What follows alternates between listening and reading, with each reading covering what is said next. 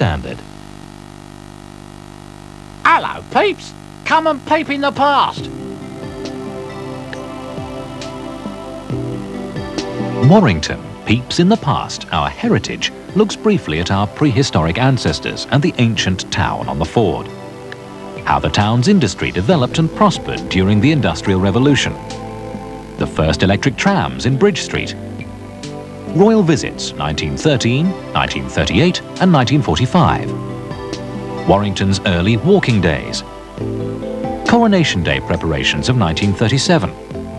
Were you one of the boys or girls who carried a flag, or did you have a biff bat?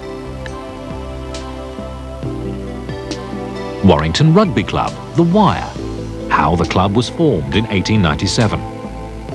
Hear the George Formby story and witness again the event that saw the 120,000 people who took George's last curtain as his funeral cortege passed through the town. Their Royal Highnesses Prince Charles and Princess Diana visit Golden Square on May the 30th, 1984 for the grand opening. Were you there? See all this and much, much more when you peep in the past. Warrington Peeps in the Past, 1960s to 1980. Step back in time to visit once again the cinemas of Warrington, the Queen's, the Pavilion, the Ritz and others. See the elephants in the streets of Warrington as Billy Smart's circus comes to town. Can you remember when Warrington first got traffic lights? Or even driving along Sankey Street, what were the shops called? Walk around the old market hall and meet again the warm, friendly people who worked there. The Queen's Jubilee in 1977. Were you there? How did Golden Square used to look? Did they really move the Academy by winching it? These videos are available from all leading video stockists, or send a cheque for £12.99 for each video, include your name and address, and receive the video post-free. You'll also receive details of videos available in this series.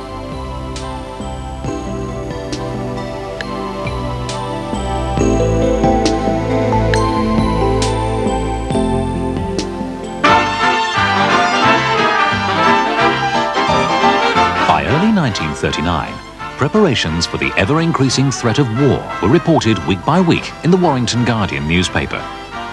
Campaign posters were posted on factory walls and offices around the district of Warrington in an attempt to step up recruitment of air raid precaution wardens.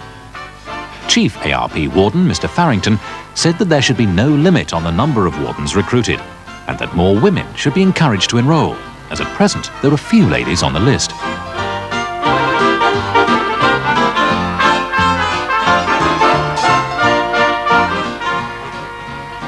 Warrington Police Station was one of the places used for training wardens. Instructions were given on how to wear and use a gas mask and prepare themselves and others in the event of an attack.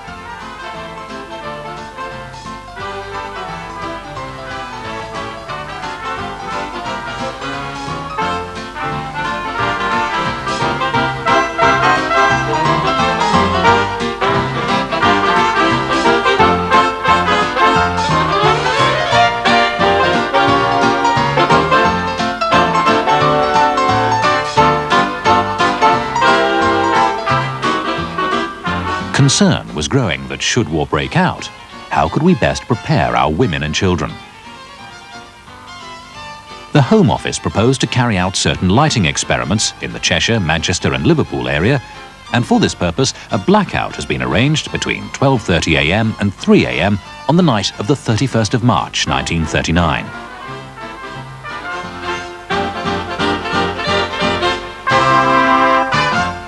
In the continuing build-up, Mr. Chamberlain has announced that the Territorial Army is to be doubled in strength, bringing their total up to 340,000. In addition to this will be the building of more ordnance factories and drill halls. Also, the institution of more camps. Orders on a vast scale for uniforms and boots are to be placed, and Warrington's first barrage balloon went up in Victoria Park, flying at a height of more than 2,000 feet. By the end of April, conscription was announced, which meant that men from the age of 20 years would be called up to national service. Amid the town's fear of war, there were happenings to do with a different kind of national service. The Borough Hospital is celebrating its new £135,000 nurses' home. It's just 2 years since the then Mayoress, Dorothy Cooper, planted a tree to mark the entrance to the avenue for the new extension. Today, Thursday the 6th of July 1939, the building is being given a royal send-off when the Duchess of Kent will perform the opening ceremony by untying the silken cord in front of the main entrance to the home. Royal visitors arrive to a cheering throng. Flags and bunting are everywhere in evidence, and many of the residents in Lovely Lane have their own grandstand view from their bedroom windows. Their Royal Highnesses are greeted by the spectacle of a guard of honour composed of nurses from the hospital. As the Duke and Duchess walk under the specially erected white canopy towards the door, junior nurse Miss Louise Mort offers a bouquet of red roses to the Duchess, who receives it smilingly. The bouquet tones in beautifully with her chocolate brown and white dress.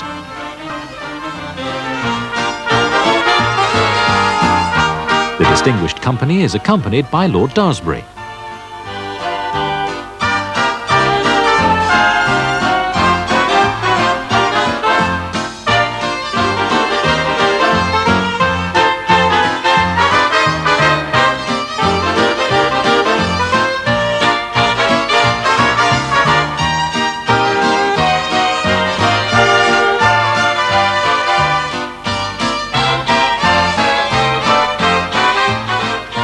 After shaking hands and chatting cordially with some of those who've waited hours to see her, Mayor Councillor Harry Fairclough invites Her Royal Highness to declare open the new home and extensions.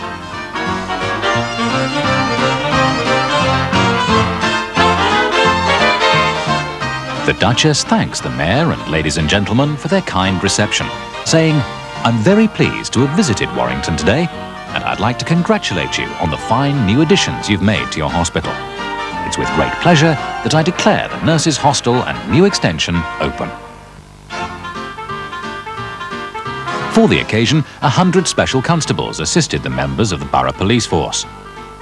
More than 200 ex-servicemen were on parade, with a contingent of St John's Ambulance Brigade members. ARP sections were also represented. The complete building programme comprises the new nurses' home, new ward block, new clinics and admission block, together with new kitchens and twin operating blocks. At the conclusion of the hospital proceedings, their Royal Highnesses left for their next engagement in Knowsley. On Thursday, August the 24th, 1939, Mr. Neville Chamberlain announced the imminent peril of war. Military preparations have been made in Germany on such a scale that the country is now in a condition of complete readiness for war. In consequence, Warrington Town Hall has received a telegram from the Home Office. Telephones are to be manned day and night in readiness for any message that might come through. By order of Herr Hitler, German forces marched on Poland, bombing the capital Warsaw. An immediate meeting of the British cabinet resulted in the King signing orders for full mobilization of Britain's sea, land and air forces.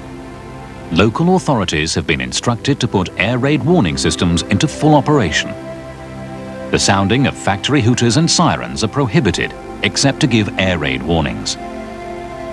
Since 11 a.m. on Sunday the 3rd of September, Great Britain has been at war with Germany.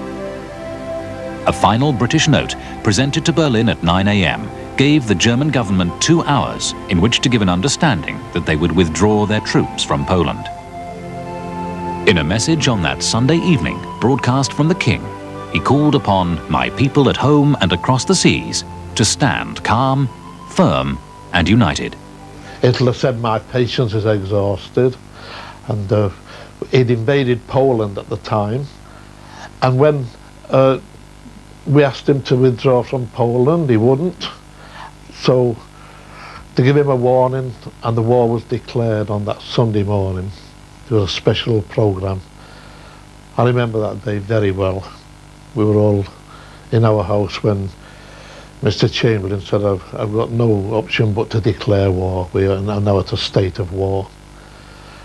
I was 14 years of age then, And then we imagined all kinds of things. We were expecting bombers to come out of the sky and all that, but it didn't happen. There were shelters everywhere in Warrington. There were shelters. They chucked them up just like wildfire. They did, and it was used a lot. And at school, on all the recreation grounds, they dug them, you know, and built like big mounds and everything. When he was at school, they used to have practices, didn't they, and things like this. And all the school had to leave the class and all go on the wreck, you know. I mean, my thing, it was Evelyn Street, so I went on Liverpool Road wreck. Oh, then and all the musty tunnels and everything, you know. Busey School, I went to Busey School, didn't go the same as him.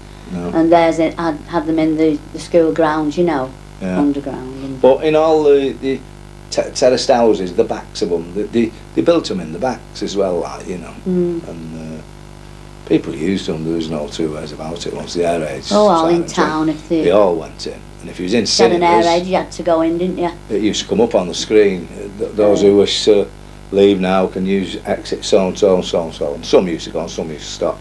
I had a telegram, July I think it was, August, missing, believed killed. I managed to join the Home Guard as a messenger till I was 16, and we were on duty then with the Home Guard. And Warrington then had one of the strongest Home Guards in the country, because we were the gateway to the north.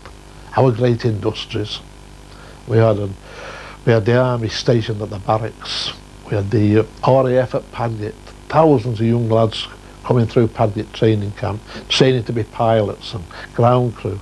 We had 2 big naval bases at Stretton, and that was Warrington. And on top of that, Warrington Industries was second to none.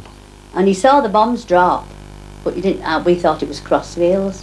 It just looked as though it was going on Crossfields, but it was further on. Well, it came out of the sky right overhead where me and a friend called Frank Lloyd were talking, and we saw 2 bombs drop out of that plane. And then we heard such a bang. I ran in and told my mother there's 2 bombs dropped out of a plane. And she said, don't be silly, badoom. Well, my father was on the dog track at the time, right next to Thames Board. Thank God they hit the dog track. And this German bomb had landed right in the middle of a lot of young children who were having a party.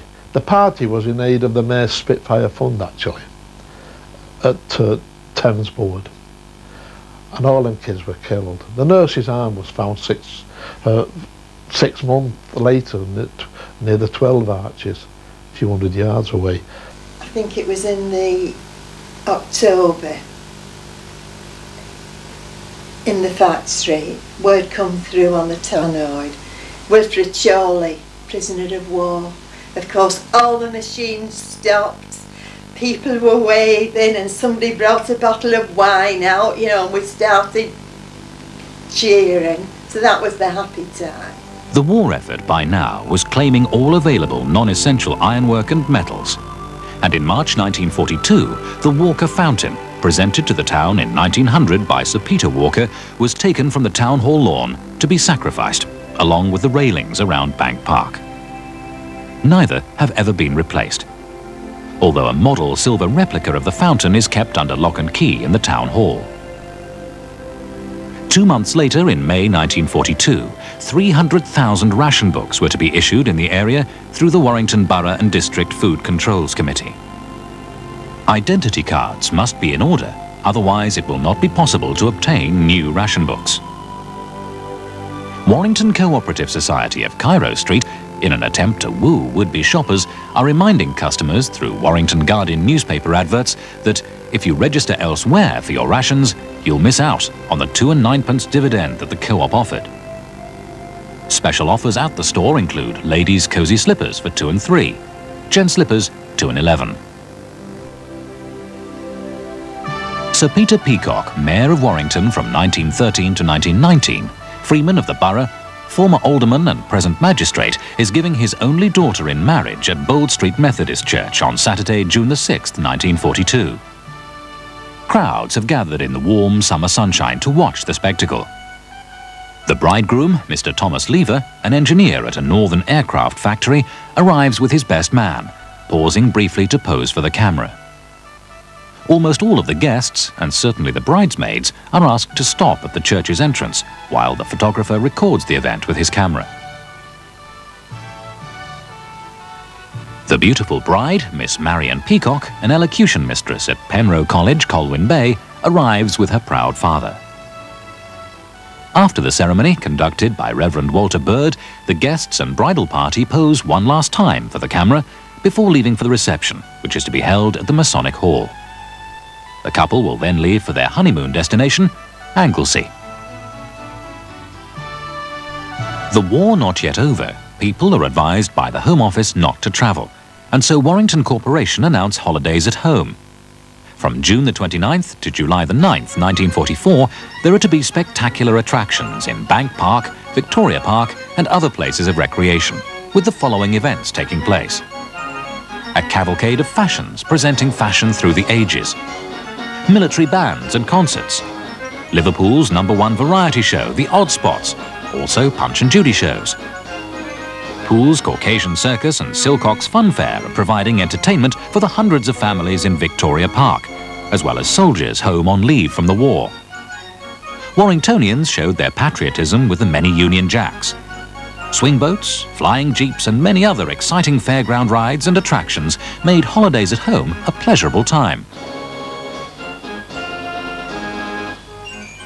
There were many others, however, who chose to ignore appeals to stay at home during the holiday period, and thousands of people, determined to travel to Blackpool and North Wales coast, thronged Bank Quay Station during the weekend, enduring all kinds of uncomfortable conditions with a harassed and overworked staff. Eventually, the much-delayed trains arrived, and people scrambled onto the already uncomfortably full carriages.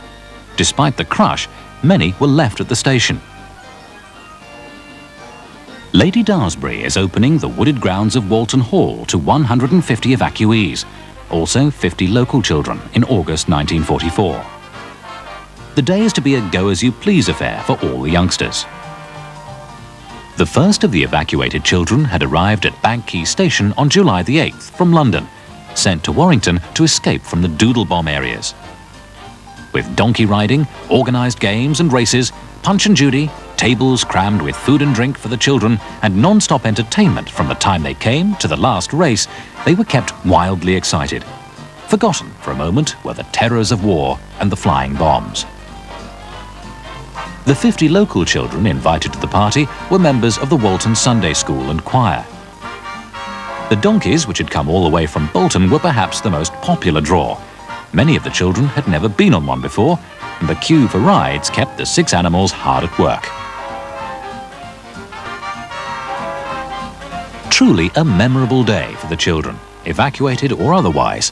None could have enjoyed themselves more thoroughly, not least her ladyship, who obviously derived great joy from entertaining the youngsters.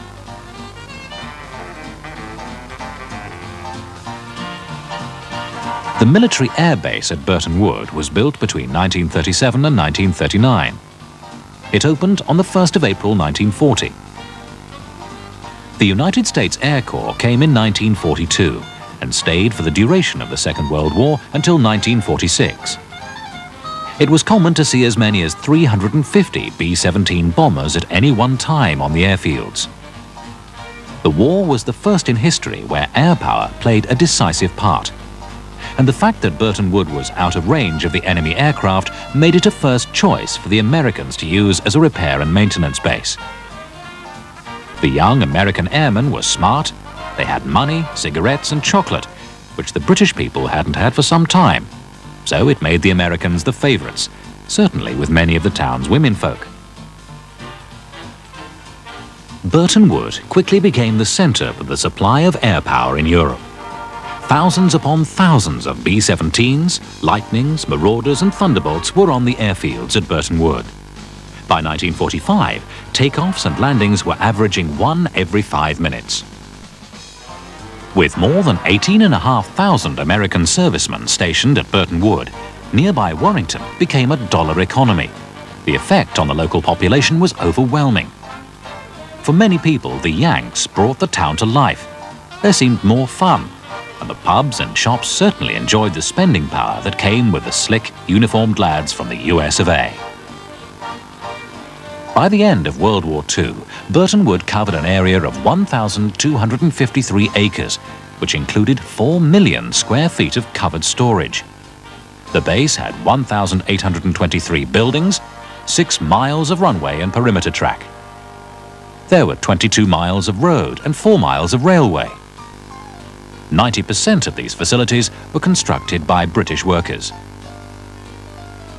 It's estimated that over 7,000 British girls became GI brides. To some, however, the Americans were oversexed, overpaid, and over here, or so the saying went. The war over, the Americans upped and left Burton Wood. Their purpose for being here no longer existed. The airfields of Burton Wood became an aircraft graveyard. Fighters, bombers, communication aircraft, transport aircraft, it didn't matter. They were all on the scrap heap, to be broken, smashed with pickaxes and crushed by mechanical trucks. Torn apart, never to be used again. They had a street party and all, they had tables and pianos in the street, and you had a great time, and all the kids sat down to, you know, a good feed. And I want to say this, the kids of Warrington, they were very patriotic. They never used cheek. They'd follow you in the street and ask you had any souvenirs or out like that, you know. But the children then was totally different than the children today. The lost opportunities caused by the war were by now being resurrected, in particular the Bridgefoot scheme. Plans had been submitted in March 1937 by the borough surveyor, Mr. J.Y. Hughes, outlining the possible positions for the new bridge and approach roads, in an attempt to release the stranglehold on traffic caused by the Wilderspool level crossing. During the war, the scheme could not be taken further, but from 1945, the Ministry of Transport were frequently asked to approve the scheme. In 1950, the council made a compulsory order enabling them to purchase the Grand Cinema, the Norton Arms, the Ring of Bells, and a number of houses and shops.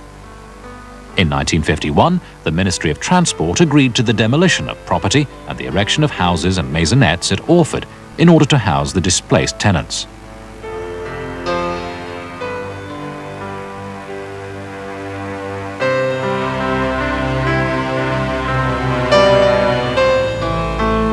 The Warrington Guardian series of 16 weekly newspapers covering most of Cheshire and southwest Lancashire is celebrating 100 years in April 1953. Its founder, Dr. Alexander Mackey, started his career as a newspaper proprietor by launching the Bolton Advertiser in 1848. He chose Warrington, a town without a newspaper, for his Guardian, and his first issues were printed and published by John Thompson at 59 Buttermarket Street, and subsequently by Mackey himself, after he'd established his business in the old music hall marketplace. By 1873, however, Mackey sold his shares to the Greenall family. By its 100th anniversary, the Guardian Group was on course to become the best-selling weekly paper group in Great Britain, enjoying growth that by 1960 will be selling 109,000 copies each week.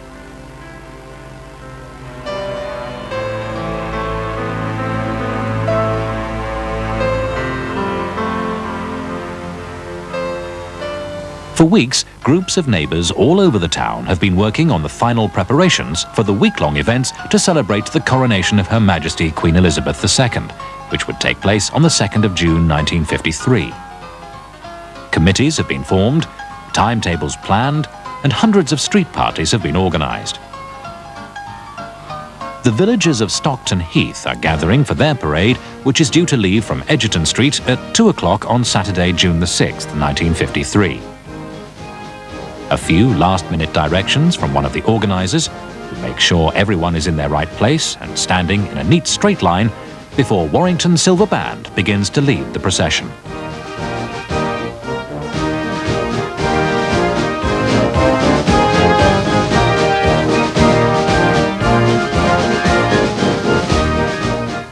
Coronation street decorations in the 3 main village thoroughfares, London Road, Grappenhall Road as far as Mill Lane, and Walton Road as far as the traffic island, have been decorated with a half a mile of bunting, banners and dozens of shields, with a special feature for the square consisting of more banners, shields and flags.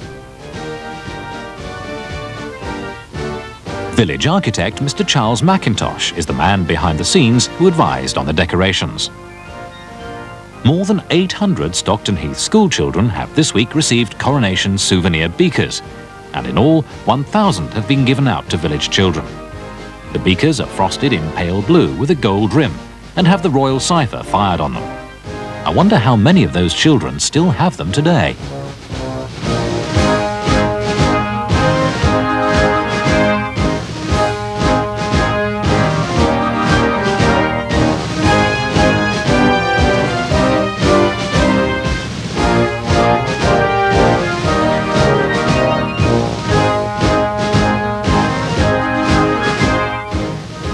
As the 3/4 of a mile long Stockton Heath Carnival procession winds its way through the village, the scene resembles a full-colour picture from a storybook.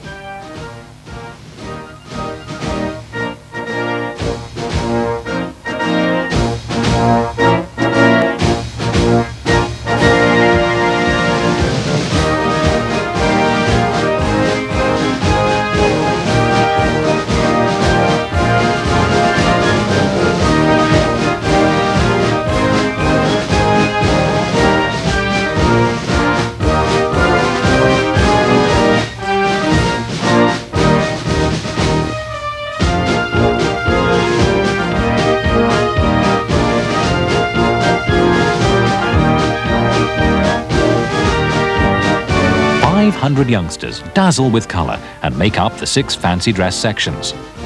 At the head of the procession is 13-year-old Jean Watkin, representing Queen Elizabeth I with her ladies-in-waiting.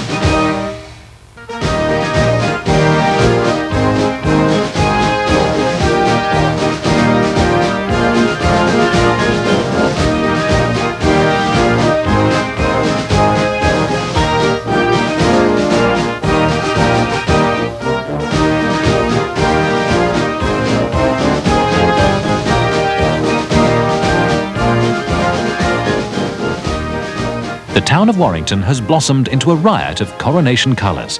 Shops, industrial firms and houses are a-dazzle with bunting and flags fluttering proudly everywhere.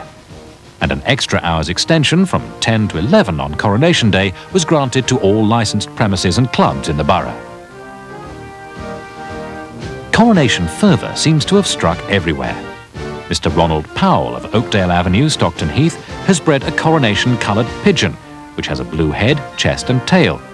Its shoulders are red, its wings red and white, and it has a white back. During Coronation Week, novel gifts will be presented by Warrington, Runcorn and District Savings Bank.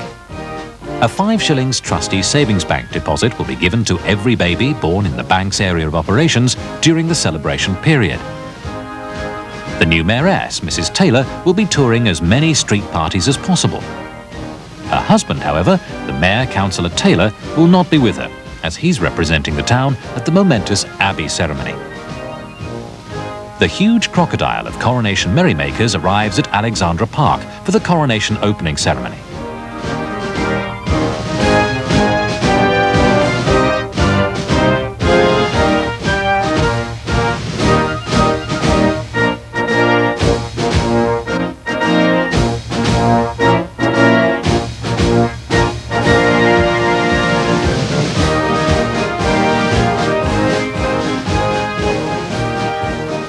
After the national anthem has been sung, a united service of prayer and praise will be conducted by Mr. E. James, Reverend Healy, Reverend Meller and Reverend Stanford on behalf of the Stockton Heath Council of Churches.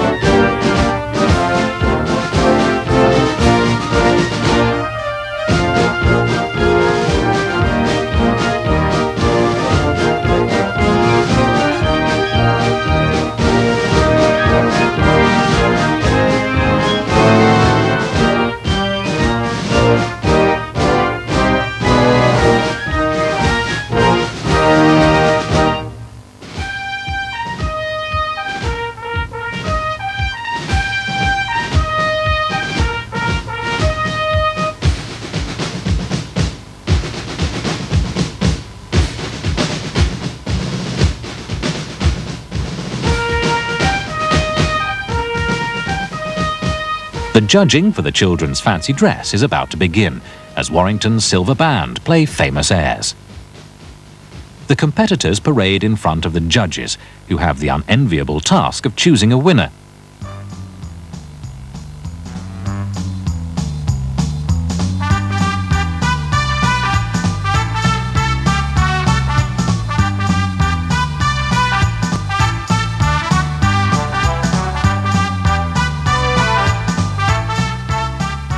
The children's costumes symbolise such things as Bill and Ben the Flowerpot Men, television sets, nurses, kings and queens, yeomen of the guard and Queen Elizabeth.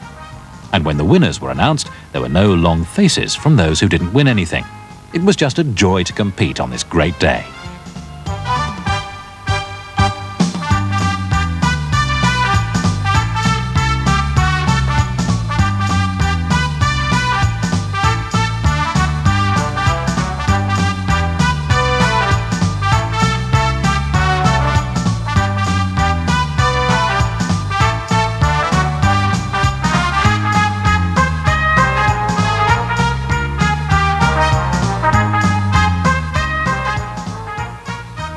Before the children went for tea in the marquee, they were each presented with a special Coronation Day souvenir gift.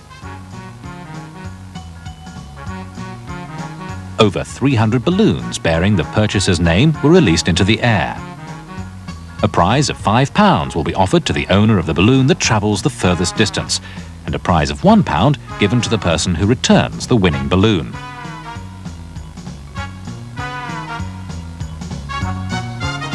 Anyone who doubts the defiant, buoyant spirit of the British should take a look at Warrington on Coronation Day.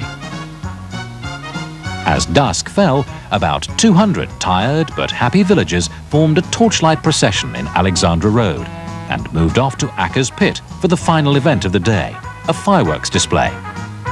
Around 8,000 people, the largest crowd ever seen at Acker's Pit, had assembled for the display. God Save the Queen was sung, and the greatest day Stockton Heath had ever seen was all over.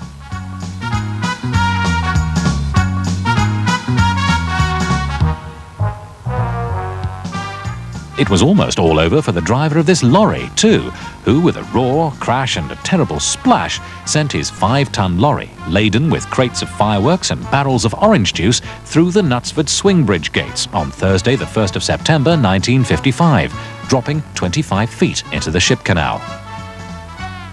The trunk vehicle was being driven by 24-year-old George Edwards from London, his destination being Liverpool. He struggled from his cab at the bottom of the 30-foot deep waterway and was rescued by 20-year-old relief bridgeman James Blackwood of Willis Street as the driver came to the surface clutching a crate of fireworks. Manchester Ship Canal pilot Mr. Harvey Glugston, who was on the passing ship at the time of the accident, said just seconds earlier the wagon would have crashed onto the deck of his vessel.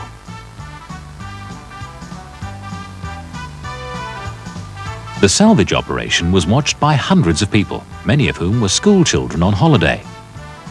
The lorry's mud-covered bonnet broke the surface and was hoisted onto the salvage boat's deck. Driver Edwards told police from his hospital bed that he'd acted deliberately to avoid a line of vehicles waiting at the bridge after his lorry hurtled out of control. Canal traffic was held up for several hours, and road traffic until the bridge could be swung back. Acceleration, braking, reversing and cornering at speed are all set to test the driving ability of the entrance of the second Daffodil Rally on Sunday, March the 20th, 1955. The 42 competitors taking part in the 168-mile drive have assembled at Bank Street car park from where they're preparing to leave. In addition to the 6 controls, at which marks were lost for early or late arrival at points, were 5 route checks and 3 ability tests. The route will take drivers through Staffordshire and Derbyshire. The Daffodil Cup was awarded to F. Snellam in his Triumph TR3. Driving a Jowett Jupiter was Mr. D. Lunt, who was the only Warrington Motor Club member in the prize list.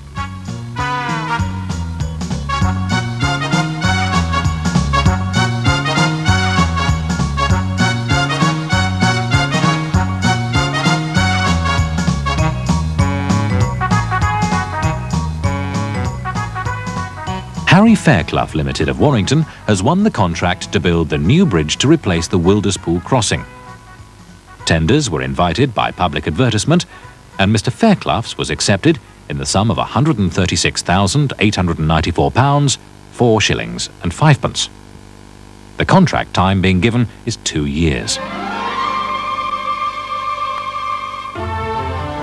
The Town Council had under consideration the dangerous level crossings and low-level line of railway through Warrington, and in particular the Wilderspool level crossing, for many years. In 1871, the town clerk wrote to the London and North Western Railway Company requesting that they do away with the several important level crossings on their lines of railway within the borough and immediate neighbourhood, by bridges or otherwise, and they take immediate steps to do away with the dangerous level crossing on Wilderspool Causeway. Construction of the bridge commenced some 80 years later, on August the 1st, 1955, with work proceeding rapidly on the approach roads.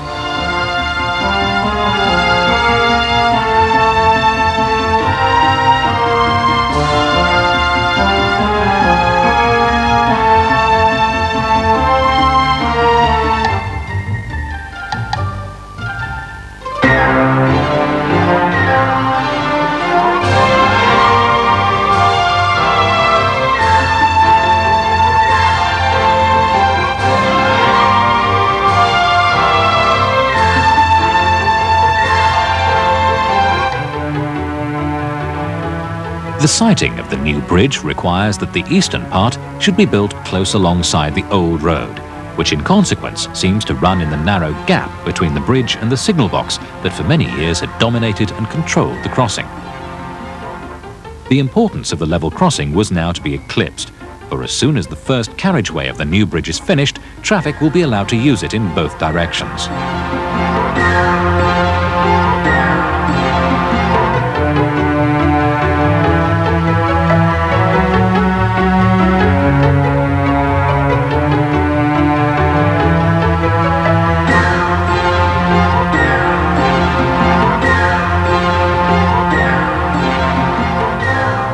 At last, Representatives of the town council and the bridge builders could admire the results of their efforts, which had resulted in the final closure of the Wilderspool level crossing only 12 months after the new bridge had been started. British Railway workers will soon begin the job of dismantling the crossing gates, no longer needed as work on the bridge forges ahead. The queues of frustrated drivers will soon be a thing of the past. A look of sadness on the faces of some of the old folk, a feeling of mixed emotions. For them, the end of an era. By August 1956, only half of the bridge had been built, and it was important that work should continue rapidly to complete the second carriageway. Because all traffic was using one half of the bridge, and the Bridgefoot roundabout was still being completed, police control of traffic was necessary at the Knutsford Road junction. And just as diversion signs met drivers, wooden blockades and fencing kept pedestrians safely out of the way of building works as well as traffic.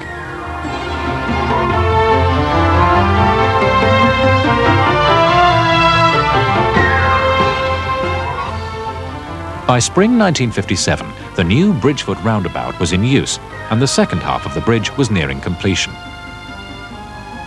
At the southern end of the bridge, the roundabout, around which the 30-foot roadway was being completed, was designed to assist the free flow of traffic from Chester Road and the Causeway.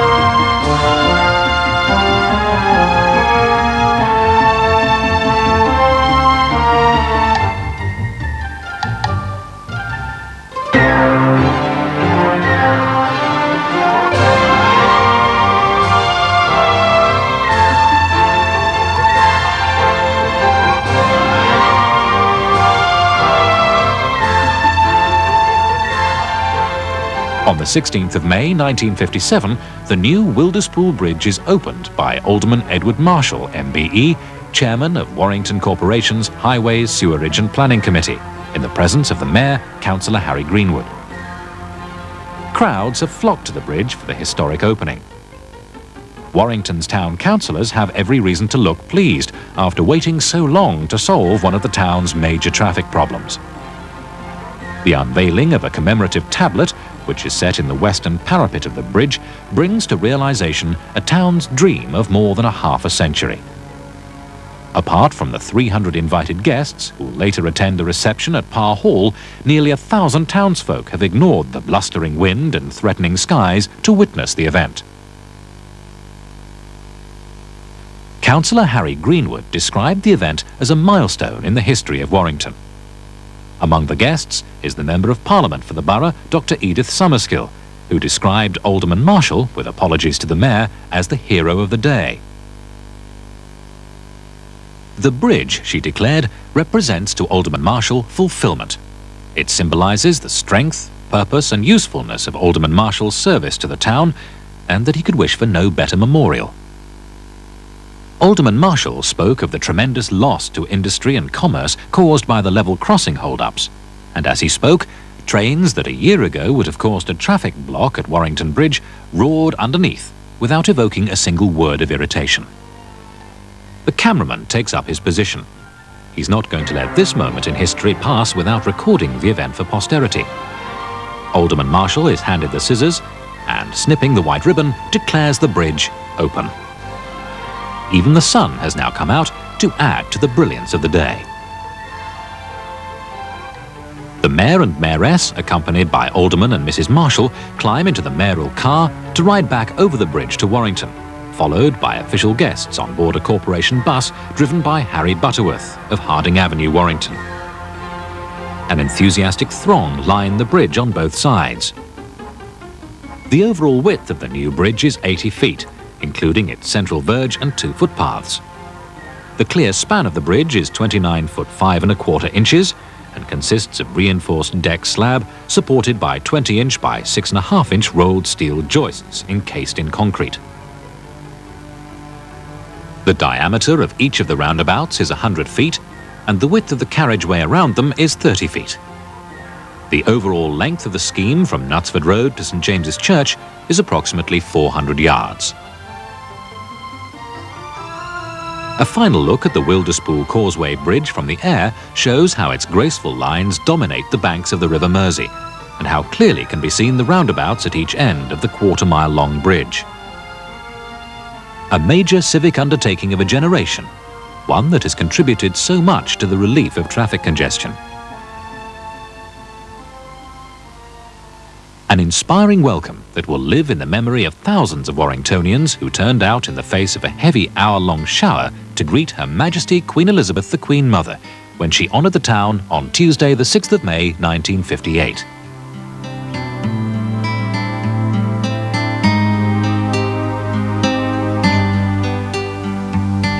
Here, more than 6,000 wildly cheering schoolchildren have transformed the town hall lawns into a heaving sea of waving Union Jacks. The royal car, bearing the Queen Mother's personal standard, slowly passes along the front of Warrington's town hall, as the 600 specially invited guests, in the 2 flanking stands, rise to salute Her Majesty.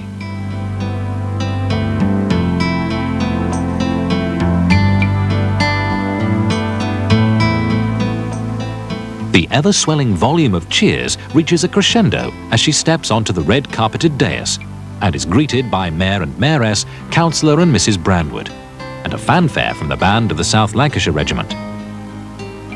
Before the serious business of presentations takes place, Her Majesty has to answer the insistent cheering schoolchildren with a wave. First to be presented is Member of Parliament for the borough, Dr Edith Summerskill, then Alderman J. Cannon Bardsley, who was also celebrating his 72nd birthday. The Mayor whispered to the Queen Mother it was his birthday, and as the man came forward, she wished him many happy returns. She also had a special word for Lieutenant Colonel Burnett, officer commanding the 1st Battalion, the South Lancashire Regiment, who leave for Hong Kong at the end of the month.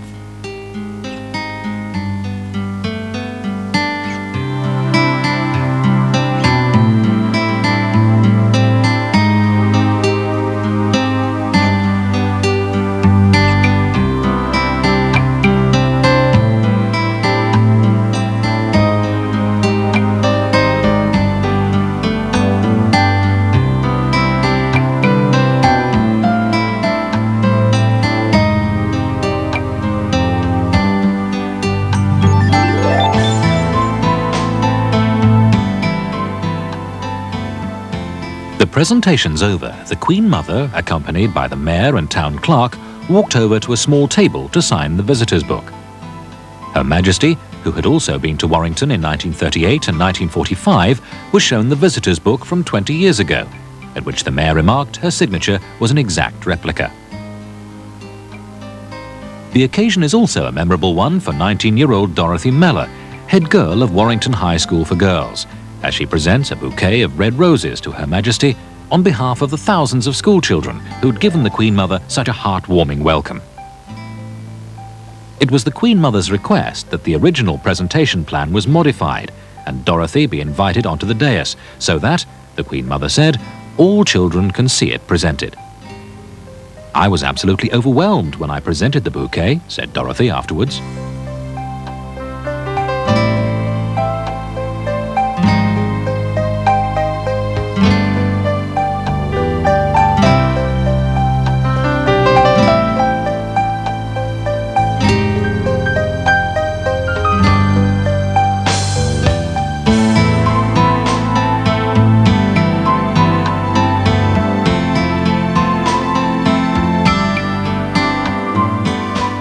With a final acknowledgement of a wonderful exhibition of love and loyalty, the Queen Mother entered her car, followed by her lady-in-waiting, the Countess Spencer. The children moved eagerly forward to catch a last glimpse of the woman who'd once more warmed the hearts of Warrington.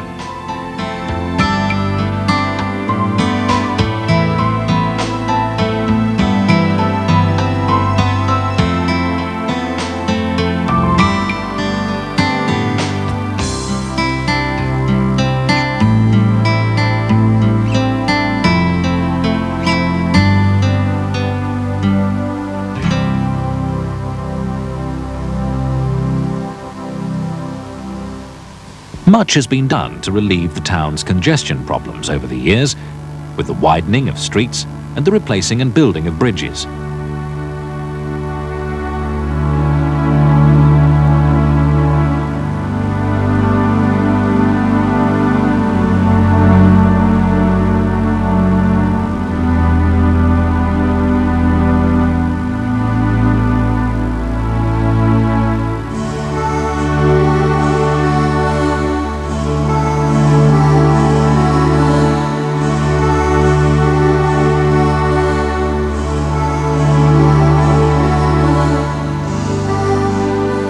By January 1960, building work to the borough's newest bridge is well advanced, at an estimated cost of £5.25 million. The Thelwall Viaduct, which will carry the North-South Motorway 6 over the Ship Canal and River Mersey, 3 miles from Warrington, is said to be on target for its opening in 1963.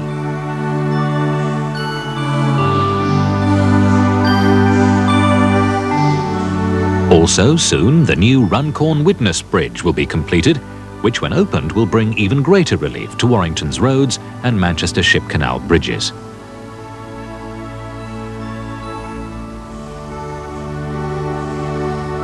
The aerial ferry, the Runcorn Widnes Transporter Bridge, which was the first and longest of the 3 transporter bridges to be constructed in this country, will be dismantled.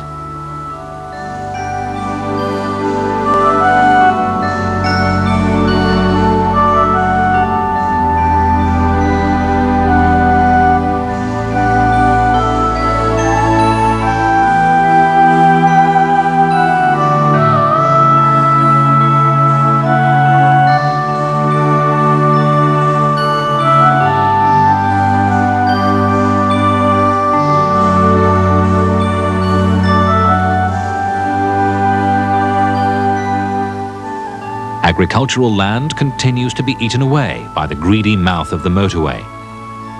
It's called progress, and whether we like it or not, it's here to stay.